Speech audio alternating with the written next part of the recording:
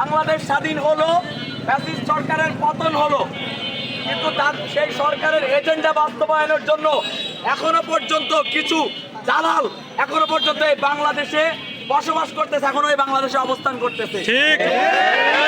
তারা মনে করতেছে তারা এই দালালকে, এই স্বৈরাচারকে, এই খুনিকে আবার ফেরত আনানো যায় কিনা, কোনোভাবে কোনো চিপাচাপা দিয়ে তাকে আবার সেই মানব কন্যা বানানো যায় কিনা। কোনো সুযোগ নাই, কোনো সুযোগ নাই।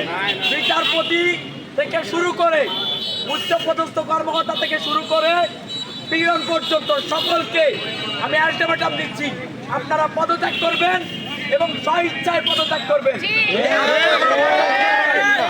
যদি আমাদের আবার মাঠে নামতে হয় তাহলে এবার কিন্তু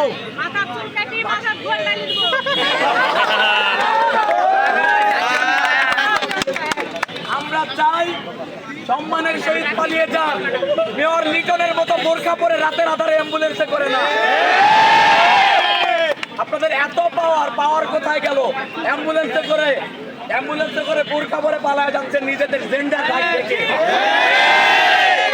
কিছুদিন আগেও তো বড় বড় গুলি চালাচ্ছিলেন, 16 বছরের স্বৈরতন্ত্র চালিয়েও কোনো ক্ষমতার দিকে নাই এই ছাত্রদের কাছে। তাই আপনারা করে কোনো ধরনের প্রোপাগান্ডা ছড়ানোর কোনো সুযোগ আপনারা নেবেন না, এবং এটা খুব ভালো করেই জানেন 24-এর জেনারেশন কত ভয়াবহ হতে পারে। 24-এর জেনারেশনের মতো জেনারেশন যদি আরেকটা তৈরি করতে পারেন, তখন আপনারা আওয়ামী লীগ আবার আসেন বাংলাদেশে। তাছাড়া বাংলাদেশে আর কোনো জায়গায় একটা বিজয়ের প্রথম অংশ, একটা